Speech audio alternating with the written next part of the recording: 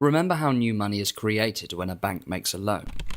Well, when someone repays the loan, the opposite process happens and money is actually destroyed. It effectively disappears from the economy entirely.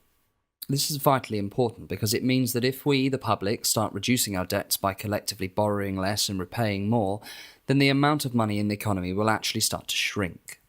If we all collectively reduced our debts by 1 billion, then the money supply of the economy would actually fall by 1 billion.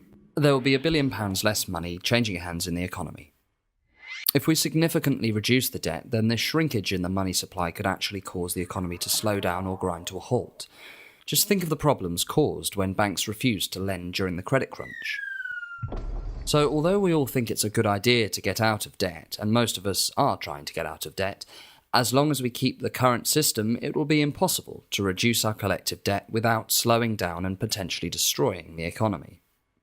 So let's see exactly how money is destroyed when a loan is repaid. Let's start with Robert, who still owes £10,000 to Barclays, but has spent the money, leaving his bank balance at zero.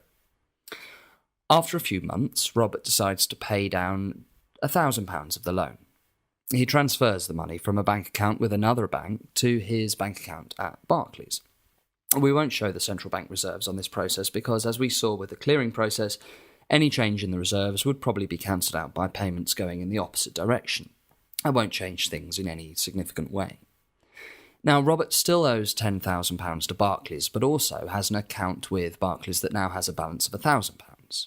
As a result, Barclays has a liability to Robert of £1,000. That's the numbers in Robert's bank balance. And Robert has a liability to Barclays of £10,000.